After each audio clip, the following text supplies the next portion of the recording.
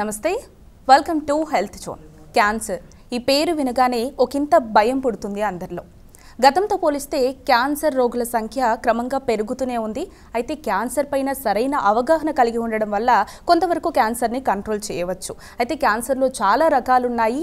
ఈరోజు మనం క్యాన్సర్లో peritoneal cancer గురించి మాట్లాడుకోబోతున్నాం. మనతో పాటు కిమ్స్ సన్షైన్ హాస్పిటల్ నుంచి consultant surgical oncologist doctor Prithviraj గారు ఉన్నారు. వారితో మాట్లాడదాం, మరిన్ని విషయాలను తెలుసుకుందాం. Hello sir. హలో అండి. సార్, ముందుగా చెప్పండి, అంటే పెరిటోనియల్ క్యాన్సర్ అనేది చాలా తక్కువ మందికి తెలిసేమో, మేబీ రేర్ టాపిక్ అయి ఉంటుంది. అసలు ఈ పెరిటోనియల్ క్యాన్సర్ అంటే ఏంటి? సో పెరిటోనియల్ క్యాన్సర్స్ అనే topic correct, as you rightly said, very rarely discuss topic. But ఈ మధ్య క్యాన్సర్స్తో ఎక్కువ సర్వైవల్ రేట్స్ ఉన్నారు. ఒకప్పుడు చూస్తే 40 years back patients use to die within months and years of diagnosis of cancer. But ఇప్పుడు ఏంటంటే cancer patients are surviving for long. So దాంతో there are new types of cancers which we are getting. లేకుంటే ఎక్కువ disease spread కావడము, కొత్త sites develop కావడము. So అక్కడే treat చేస్తే ఇంకా ప్రొలాంగ్ సర్వైవల్ ఉంటుంది అనే కాన్సెప్ట్ నుంచి వచ్చినవి. సో పెరిటోనియం అంటే దీనికి యాక్చువల్లీ సూటబుల్ తెలుగు వర్డ్ లేదు, ఆర్ ప్రాబబ్లీ నాకు తెలియదేమో. బట్ పెరిటోనియం అనే దాన్ని ఇంగ్లీష్లోనే వాడుకుందాం ప్రస్తుతానికి. సో మన అబ్డామెన్, కడుపు భాగంలో ఏదైతే అబ్డామినల్ వాల్ వెనకల సన్నటి ఉల్లి పొర లాంటి ఒక తెర ఉంటుందో దాన్నే పెరిటోనియం అంటాం. ఉన్న ప్రతి ఆర్గాన్ చుట్టూ ఉంటుంది, అబ్డామినల్ వాల్ వెనకల ఉంటుంది. దాని థిక్నెస్ కూడా వచ్చేసి ఎగ్జాక్ట్లీ ఉల్లిపొర థిక్నెస్ లాగే ఉంటుంది. అది తీస్తే చూస్తే ఎగ్జాక్ట్లీ ఉల్లిపొర లాగే ఉంటుంది, వెరీ ట్రాన్స్పరెంట్ లేయర్. సో దీనికి వచ్చే క్యాన్సర్స్ని మనం పెరిటోనియల్ క్యాన్సర్స్ అంటాం. ఓకే. సో దీని లక్షణాలు ఎలా ఉంటాయి సార్? అంటే తెలుసుకోవచ్చా ముందుగానే ఏదైనా సిమ్టమ్స్తో? యూజువల్లీ క్యాన్సర్స్ అనేవి కనుక్కోవడమే చాలా లేట్ అవుతుంది. వాటిలో పెరిటోనియల్ క్యాన్సర్స్ కనుక్కోవడం అనేది ఇంకా లేట్ అవుతుంది. ఓకే, ముందుగా మనం వీటి లక్షణాలకు వెళ్ళే ముందు దాంట్లో ఎన్ని రకాలు ఉన్నాయి వాటిని బట్టి సిమ్టమ్స్ మారిపోతాయి. ఎందుకంటే ఒక్కొక్క లక్షణం అనేది ఒక్కొక్క క్యాన్సర్కి డిఫరెంట్ టైప్స్లో ఉంటుంది. ప్లస్ ఒక టైప్ ఆఫ్ క్యాన్సర్కి ఉన్న లక్షణాలు ఇంకొకటి దానికి ఉండకపోవచ్చు. సో మనకు పెరిటోనియల్ క్యాన్సర్స్లో చూసినట్లయితే 2 రకాల క్యాన్సర్స్ ఉంటాయి. ప్రైమరీ పెరిటోనియల్ క్యాన్సర్స్ అంటాం, సెకండరీ అంటాం అన్నమాట. ప్రైమరీ అంటే పెరిటోనియంలోనే మొదలయ్యే క్యాన్సర్స్. సెకండరీ అంటే వేరే ఆర్గాన్లో మొదలై పెరిటోనియం స్ప్రెడ్ అయ్యే క్యాన్సర్స్ని సెకండరీ పెరిటోనియల్ క్యాన్సర్స్ అంటాం. ప్రైమరీ పెరిటోనియల్ క్యాన్సర్స్లో మనం యూజువల్లీ చూసేది మీసోథీలియోమా అంటాం. పెరిటోనియల్ లైనింగ్లో ఉన్న ఒక లేయర్ ఆఫ్ టిష్యూని మీసోథీలియం అంటాం, దాన్ని మీసోథీలియోమా అంటాం.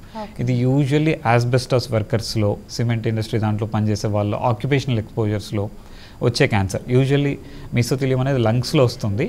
బట్ ఎప్పుడైతే అది కాఫ్ చేసి స్పుటమ్ స్వాలో చేస్తారో ఈ యాస్బెస్టాస్ ఆక్యుపేషనల్ ఎక్స్పోజర్ వాళ్ళకి పెరిటోనియంలో కూడా వస్తుంది అనమాట. సూడోమిక్సోమా అని ఇంకోటి జెల్లీ లాంటి సబ్స్టెన్స్ కడుపులో ఫామ్ అవుతుంది. ఎగ్జాక్ట్లీ క్యాన్సర్ కాదు, కానీ క్యాన్సర్ లాగా బిహేవ్ చేస్తుంది. వీటిని మనం ప్రైమరీ క్యాన్సర్స్ లాగా తీసుకోవచ్చు. స్టమక్ నుంచి వచ్చిన, పెద్ద పేగు చిన్న పేగు నుంచి వచ్చిన, అపెండిక్స్ నుంచి వచ్చిన, లేకుంటే అండాశయాల నుంచి, ఓవరీస్ నుంచి వచ్చిన క్యాన్సర్స్ కూడా ఓవర్ టైం పెరిటోనియం స్ప్రెడ్ అయితే వాటిని సెకండరీ పెరిటోనియల్ క్యాన్సర్స్ అంటాం. So primary peritoneal cancer, secondary peritoneal cancers అనే డిఫరెన్షియేషన్ అన్నీ మోస్ట్లీ బయాప్సీ ద్వారానే తెలుస్తుంది. ప్లస్ వీటిని డయాగ్నోస్ చేయడం కూడా చాలా కష్టం. పేషెంట్స్కి సిమ్టమ్స్ చాలా తక్కువగా ఉంటాయి, వేగ్ సిమ్టమ్స్ అనమాట. అంటే ఆకలి కాకుండా పోవడము, లేకుంటే బరువు తగ్గడము, కొద్దిగా తింటేనే ఆకలి అని తగ్గిపోవడము, కడుపులో నీరు ఫామ్ కావడము, లేకుంటే జస్ట్ బ్లోటింగ్ సెన్సేషన్, గ్యాస్ట్రైటిస్ లాగా ఉండడం, ఇలాంటి వేగ్ లక్షణాలతో వస్తాయి. కాబట్టి పేషెంట్స్ డాక్టర్స్ దగ్గరికి రీచ్ అయ్యేటప్పటికే లేట్ అవుతుంది. ప్లస్ రొటీన్గా ఇప్పుడున్న డయాగ్నోస్టిక్ సెటప్స్లో ముందే డయాగ్నోసిస్ చేసి మన రొటీన్ నోషన్ ఏంటంటే స్కాన్లో ఉంది అంటే క్యాన్సర్ ఉన్నట్టు, లేదు అంటే క్యాన్సర్ లేనట్టు అనుకుంటాం. బట్ ఈ క్యాన్సర్ స్కాన్స్లో అంత ఈజీగా పికప్ కావు. ఎందుకంటే స్కాన్స్లో డిటెక్ట్ కావాలంటే 5 mm నుంచి 1 cm సైజ్ పైన పెరిగితేనే స్కాన్స్లో డిటెక్ట్ అవుతుంది. అంతకు తక్కువనే స్కాన్స్ పికప్ చేయలేవు. వాటిలో డయాగ్నోస్టిక్ లాప్రోస్కోపీని చిన్న కెమెరా వేసి అబ్డామిన్లో చూస్తాం, అప్పుడు మాత్రమే డిటెక్ట్ అవుతాయి. సో యూజువల్లీ వచ్చే వాళ్ళు చాలా లేట్ స్టేజెస్లో వస్తారు. సో ఏ ప్రాబ్లం అయినా రావడానికి దానికి ఖచ్చితంగా ఒక కారణం ఉంటుంది కదా సార్? అంటే ఈ పెరిటోనియల్ క్యాన్సర్ రావడానికి గల కారణాలు ఏముంటాయి? సో అన్ఫార్చునేట్లీ వీటికి కూడా నిజంగానే కారణాలు ఉన్నాయి. బట్ ఇప్పుడుకున్న మన అడ్వాన్సెస్ ప్రకారం మెజారిటీ ఆఫ్ ద క్యాన్సర్స్కి కారణాలు మల్టిపుల్ కారణాలు, మల్టీఫ్యాక్టోరియల్ అంటాం. ఒక 30-40 కాజెస్ కలిసి ఒక వ్యక్తిలో యాక్ట్ అయితే అప్పుడు వచ్చేవి కారణాలు అయిపోతాయి. బట్ ఈ పర్టికులర్ కాజ్ అనేది ఇంతవరకు తెలియదు. 1-to-1 రిలేషన్ అనేది లేదు. మల్టీఫ్యాక్టోరియల్ జీన్స్ ఉండొచ్చు, తను తిన్న ఫుడ్, తను ఎక్స్పోజ్ అయ్యే pollution, air pollution. Majority of the క్యాన్సర్స్కి one of the most common cause is air pollution.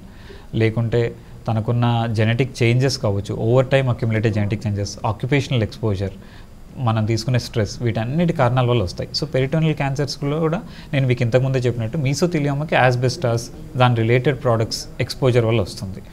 సూడోమిక్సోమా వాటి కారణాలు తెలియదు. ఒవేరియన్ క్యాన్సర్స్ జెనెటిక్స్ వల్ల వస్తాయి, ప్లస్ నార్మల్ క్యాన్సర్స్ కూడా వస్తాయి. జెనెటిక్ కాజెస్ తక్కువైనా మెజారిటీ నార్మల్ కాజెస్. వాటన్నిటికీ క్లియర్ కారణాలు ఇంతవరకు అయితే తెలియదు. ఉన్నాయి, మనం ఇంకా కనుక్కునే దశలోనే ఉన్నాం, తెలియదు.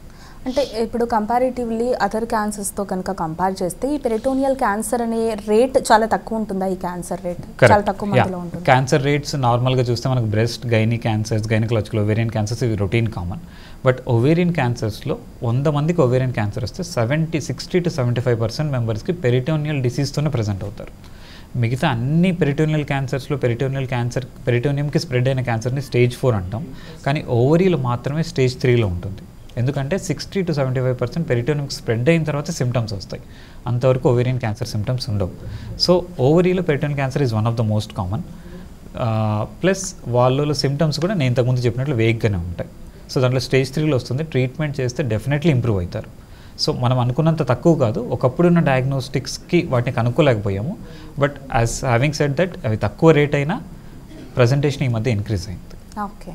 అంటే ఇప్పుడు లక్షణాల విషయానికి వస్తే కనుక కాన్స్టిపేషన్ కానీ, వెజినల్ బ్లీడింగ్ కానీ, మనకి అబ్డామిన్లో పెయిన్ కానీ, ఇవన్నీ కూడా వాటి లక్షణాలుగానే అనుకోవచ్చా? యా, కాన్స్టిపేషన్ కాన్స్టిపేషన్ అంటే మలబద్ధకం అంటాం, మోషన్ సరిగా పాస్ చేయలేకపోవడం అంటాం. వాటికంటే ఒక మనిషికి ఉన్న బవెల్ హ్యాబిట్స్ ఇంకో మనిషికి ఉండవు. సో తనకు నార్మల్నో ఇంకొక అబ్నార్మల్ ఉండొచ్చు.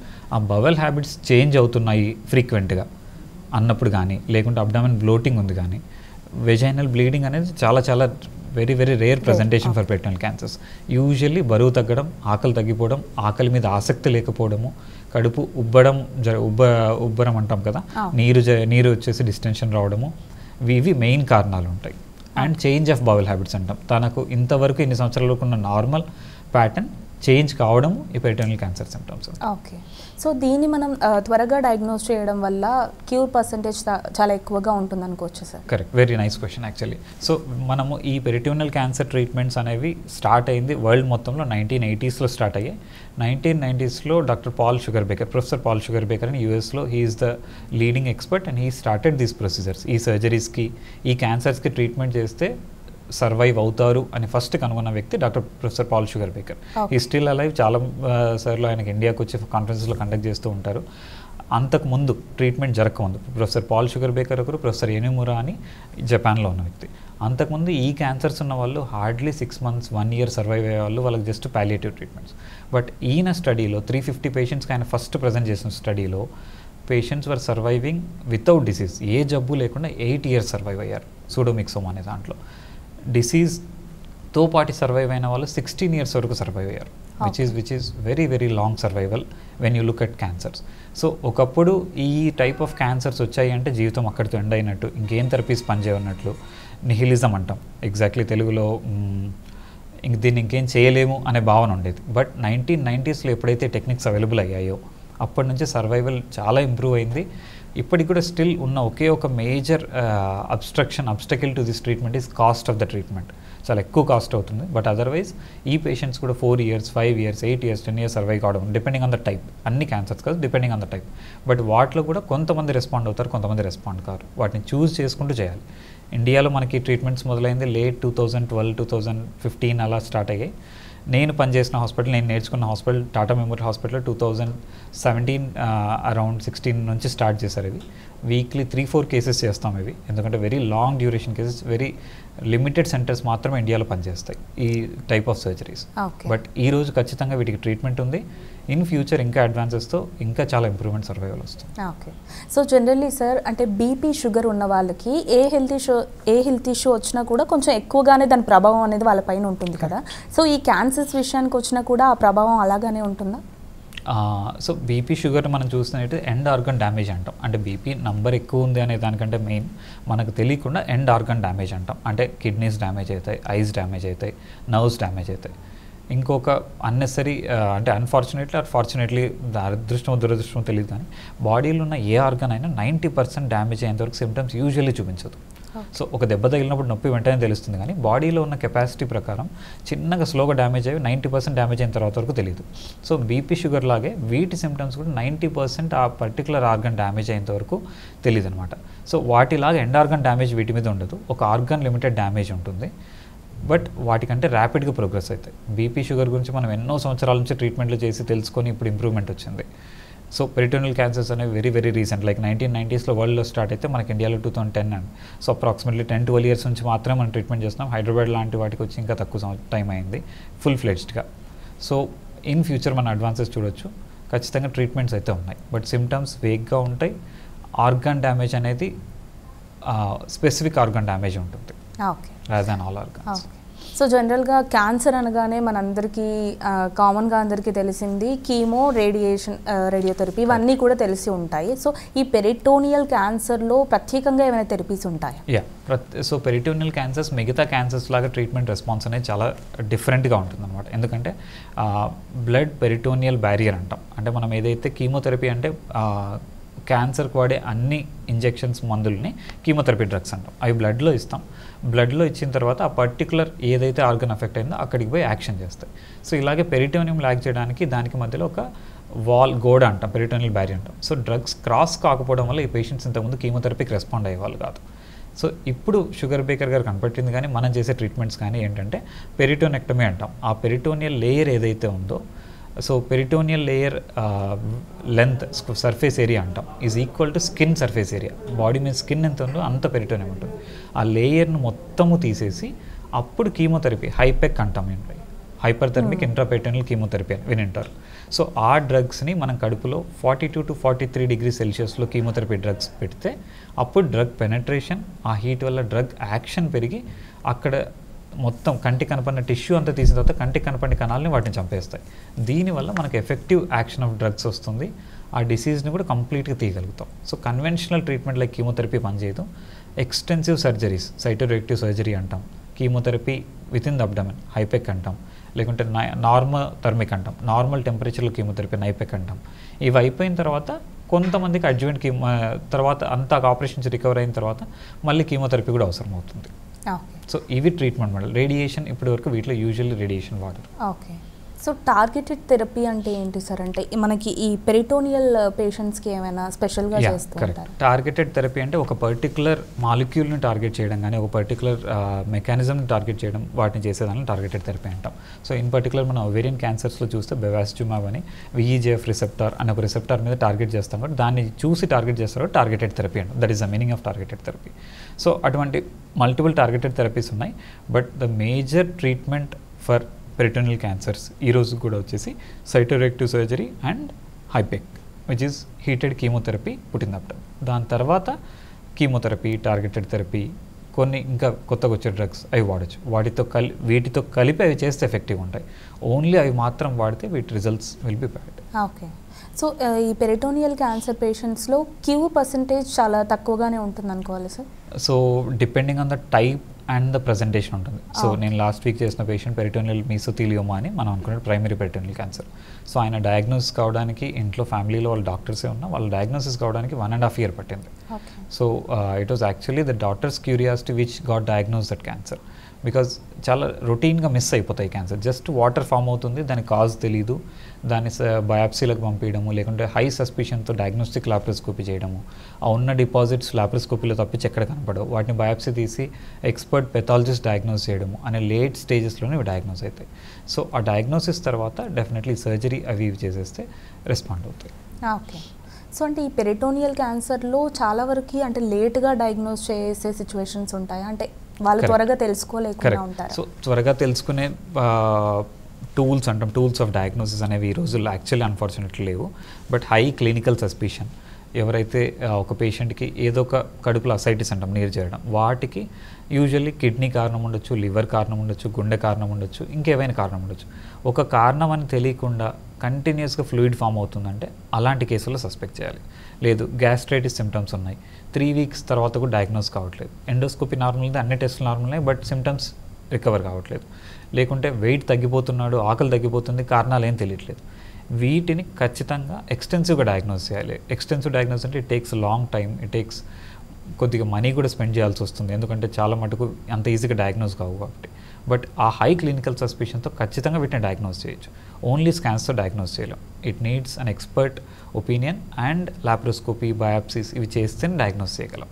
స్కాన్స్లో మాత్రం చాలా తక్కువ పర్సెంటేజ్లో చాలా తక్కువ పర్సెంట్ డయాగ్నోస్ అవుతాయి. అవి కూడా వెరీ అడ్వాన్స్ స్టేజెస్ ఉంటేనే స్కాన్స్లో డయాగ్నోస్ అవుతాయి. అర్లీ స్టేజ్లో స్కాన్స్ మిస్ చేస్తాయి usually. Okay. So peritoneal cancer విషయానికి వస్తే అంటే మనం అన్ని క్యాన్సర్స్కి ఎట్లాంటి జాగ్రత్తలు అయితే తీసుకుంటామో దీనికి కూడా అలాంటి జాగ్రత్తలు తీసుకుంటేనే దీనికి దూరంగా ఉండొచ్చా, లేదంటే ఏదైనా స్పెషల్గా మనం కేర్ తీసుకోవాల్సి ఉంటుంది? కరెక్ట్. సో కొన్ని మెజర్స్ తీసుకోవడం వల్ల వీటిని ఆపడం అనేది ఇంతవరకు లేదు. So active life style, healthy life style, మిగతా బీపీ షుగర్కి మనం ఏదైతే యాక్టివ్ హెల్దీ లైఫ్ స్టైల్ అంటామో ఆ same active healthy life style అనేవి క్యాన్సర్స్ నుంచి కూడా ప్రొటెక్షన్. ఇన్ పర్టికులర్గా పెరిటోనియల్ క్యాన్సర్స్ రాకుండా ప్రివెంట్ చేయడం అనే స్ట్రాటజీస్ లేవు. ఇప్పుడు కొన్ని క్యాన్సర్స్లో నేను మీకు చెప్పినట్టు పెద్ద పేగు cancer, gastric cancer, stomach cancer, ovarian క్యాన్సర్స్లో కొన్ని హై రిస్క్ ఫ్యాక్టర్స్, అంటే కొంతమందికి ఫ్యూచర్లో పెరిటోనియల్ క్యాన్సర్ వస్తుంది అనే కొన్ని రిస్క్ ఫ్యాక్టర్స్, ఆల్రెడీ ఆర్గాన్ నుంచి బయటకు వచ్చింది, కొద్దిగా పక్కన చిన్నగా డౌట్ఫుల్గా ఉన్నాయి, ఇలాంటి హై రిస్క్ ఫ్యాక్టర్స్ ఉన్న వాళ్ళలో ఫ్యూచర్లో పెరిటోనియంలో క్యాన్సర్ రికరెన్స్ రాకుండా హైపెక్కిచ్చే స్టడీస్ జరుగుతున్నాయి. ఇంకా అంతకుమించి కొన్ని ఏవైనా పాటించడం వల్ల వీటి నుంచి దూరంగా ఉండొచ్చు చేయడం అనేది ఇంతవరకు ఎవిడెన్స్ సైన్స్లో లేదు as far as till now. Okay. అంటే ఈ క్యాన్సర్ ఎక్కువగా ఆడవారిలో వచ్చే ఛాన్సెస్ ఉంటాయా, మగవారిలో వచ్చే ఛాన్సెస్ ఉంటాయా? సో మనకి ఇండియాలో వరల్డ్ ఓవర్లో ఓవేరియన్ క్యాన్సర్స్ ఎక్కువ ఉన్నాయి కాబట్టి పెరిటోనియల్ డిసీజ్ ఓవేరియన్ క్యాన్సర్స్లో ఎక్కువ డయాగ్నోస్ చేస్తాము. ఓవేరియన్ క్యాన్సర్స్ యూజువల్లీ 75% పెరిటోనియల్ డిసీజ్తో ప్రజెంట్ అవుతాయి కాబట్టి మనం యూజువల్లీ ఆడవాళ్ళని చూస్తాం. బట్ దీనికి అలా స్పెసిఫిక్ ప్రిడిలిక్షన్ లేదనమాట. మీసోథీలియోమా ఆడవాళ్ళు రావచ్చు, మగవాళ్ళు రావచ్చు. సూడోమిక్సోమా, జెల్లీ బెల్లీ అంటాం, అది ఎవరిలైనా రావచ్చు.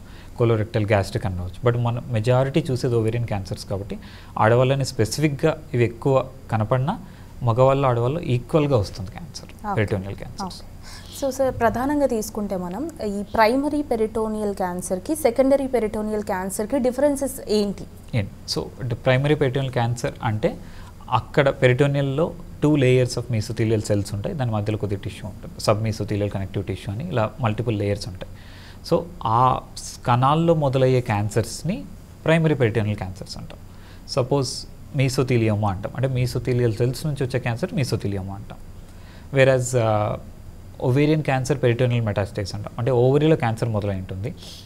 చిన్నగా ఉన్న సిమ్టమ్స్ లేట్గా డిటెక్ట్ చేయడం వల్ల, లేకుంటే లేట్ క్లినికల్ ప్రజెంటేషన్ వల్ల, లేకుంటే అసలు సిమ్టమ్స్ లేకపోవడం వల్ల సెకండ్ స్టేజ్ దాటి థర్డ్ స్టేజ్కి వచ్చినప్పుడు అక్కడ నుంచి పెరిటోనియంకి స్ప్రెడ్ అవుతుంది.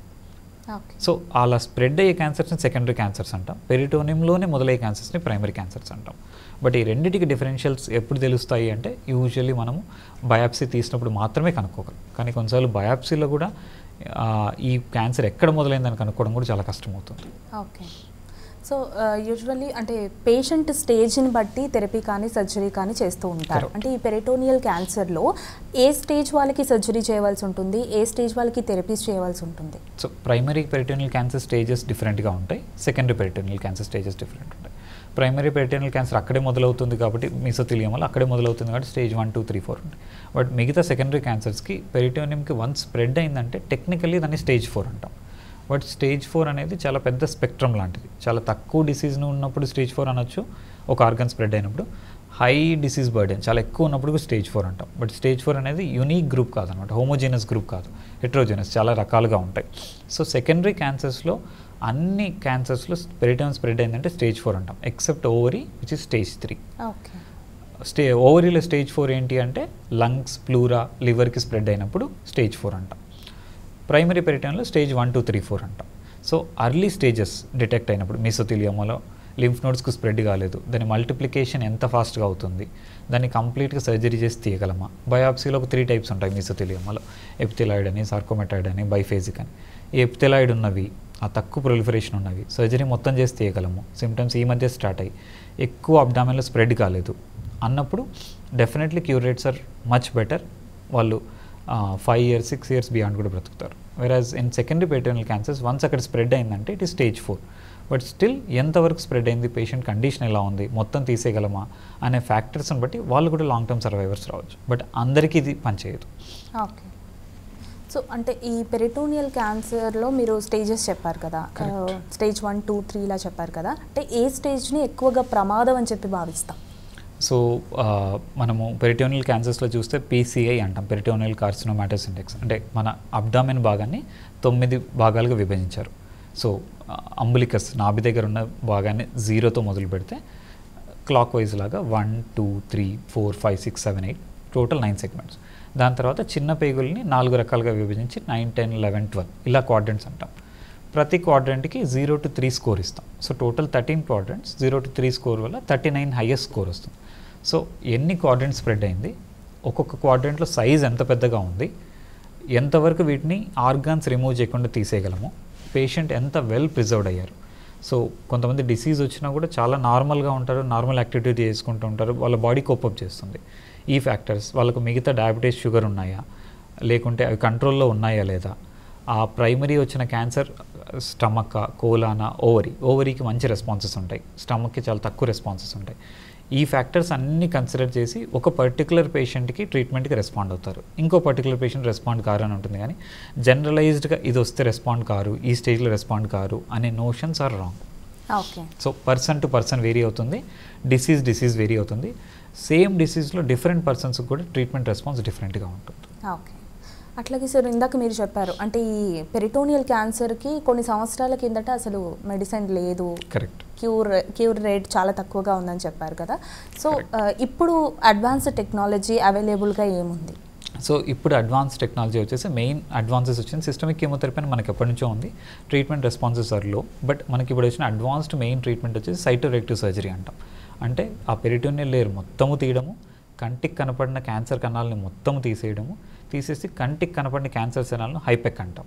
ఆ హీటెడ్ కీమోథెరపీ వేయడం వల్ల ఆ హీట్ వల్ల ఆ క్యాన్సర్ కణాల్లోకి ఎక్కువగా డ్రగ్ చొచ్చుకొని వెళ్ళిపోవడం, అక్కడ ఎక్కువ యాక్షన్ చేయడం.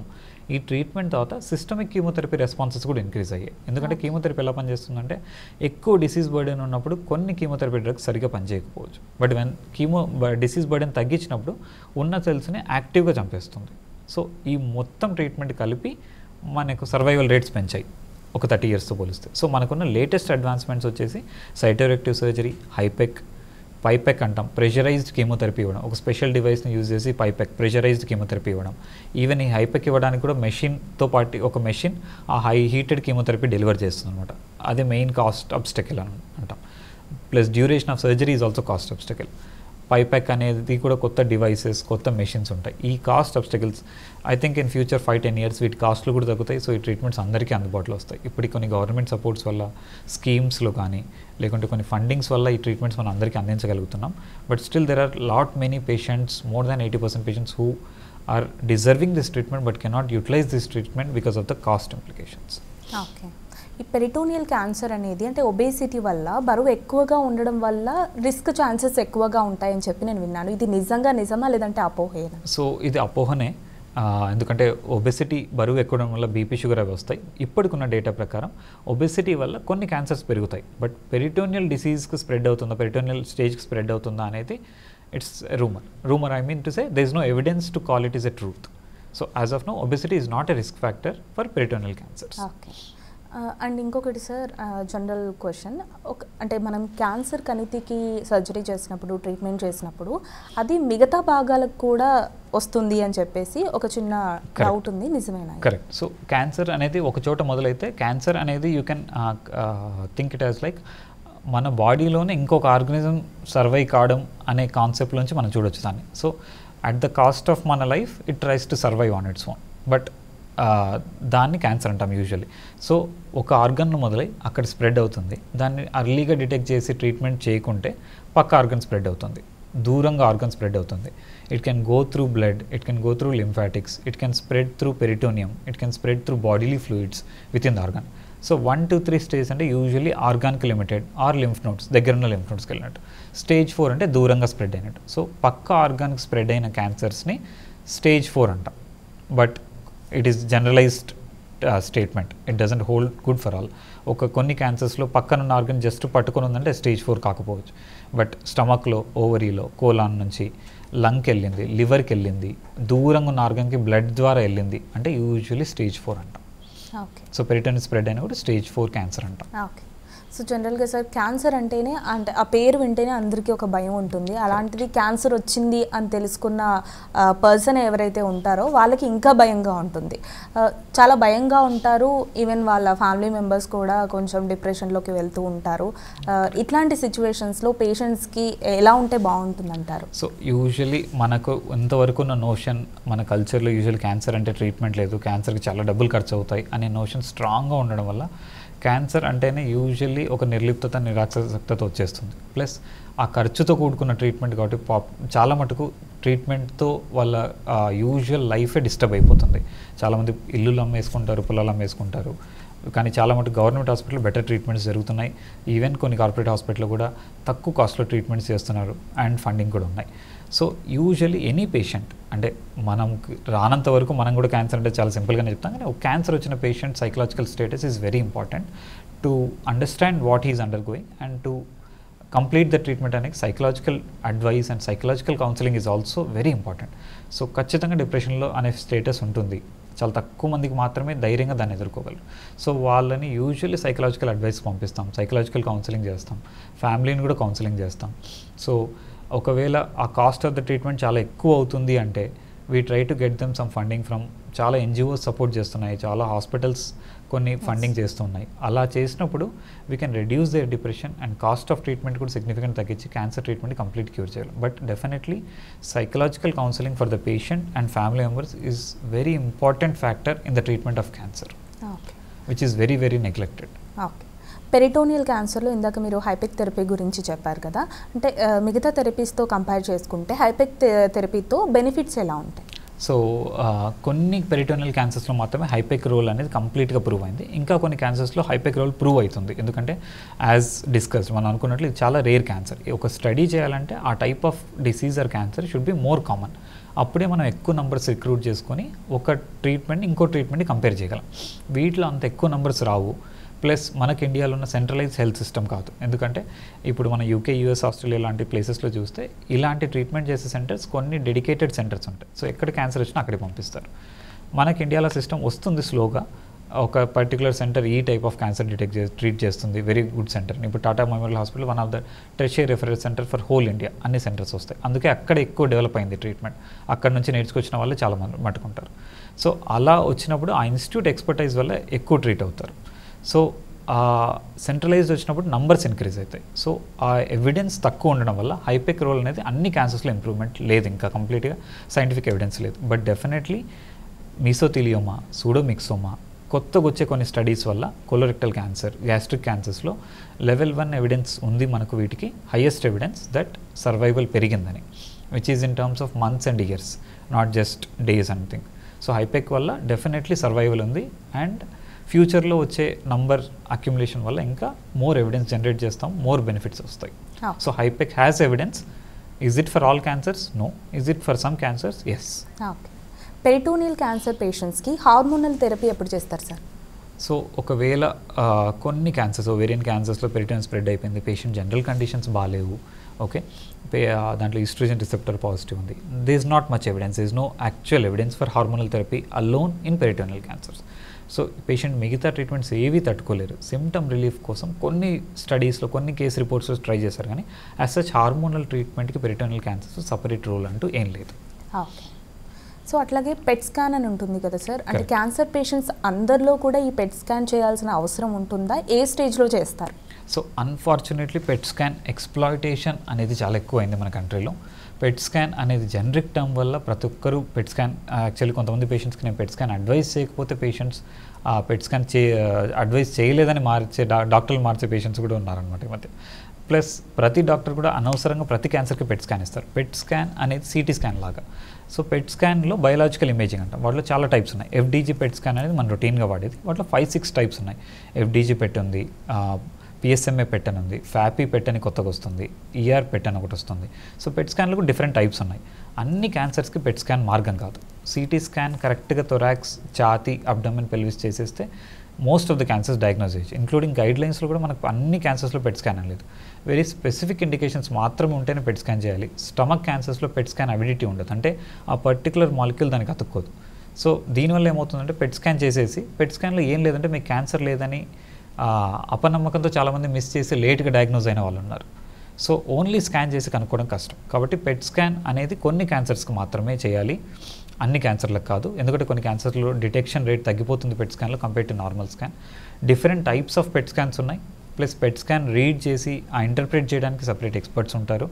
And it is not for all cancers. So మనం సిగ్నెట్ రింగ్ సెల్ క్యాన్సర్ అనే ఒక బ్యాడ్ క్యాన్సర్ ఉంది, వాటిలో ఎఫ్డిజీ స్కాన్ అనేది నెగిటివే వస్తుంది. స్టమక్ క్యాన్సర్లో కూడా నెగిటివ్ వస్తుంది. వాటిలో ఫ్యాపీ పెట్ అంటాం, ఫైబ్రోబ్లాస్ట్ పెట్ స్కాన్ అంటాం, అవి ఎక్కువ పికప్ అవుతాయి. So depending on the biopsy, depending on the type, దాన్ని బట్టి మాత్రమే పెట్ స్కాన్ చేయాలని జనరలైజ్డ్గా పెట్ స్కాన్ చేయడం అనేది not advisable. Okay. So peritoneal అనేది మనం డయాగ్నోస్ చేయడానికి ఎట్లాంటి టెస్ట్లు ఉంటాయి సార్? సో లేట్ స్టేజెస్లో అయితే డెఫినెట్లీ స్కాన్స్లో కనపడతాయి. అర్లీ స్టేజెస్లో మాత్రం పేషెంట్ సిమ్టమ్స్ని డీటెయిల్గా సిమ్టమెటాలజీ తీసుకొని ఆ హై సస్పిషన్ ఉన్నప్పుడు వాటి నుంచి వచ్చే ఫ్లూయిడ్, అసైటిస్ కలెక్షన్ అంటాం, సెల్ బ్లాక్ అని పంపిస్తాం. అంటే సెల్స్లో ఫ్లూయిడ్లో ఉండే కణాలని సపరేట్ చేసి కణాల నుంచి బ్లాక్స్ తయారు చేసి వాటిని డిటెక్ట్ చేసి దాని మెథడ్ని సెల్ బ్లాక్ అంటాం.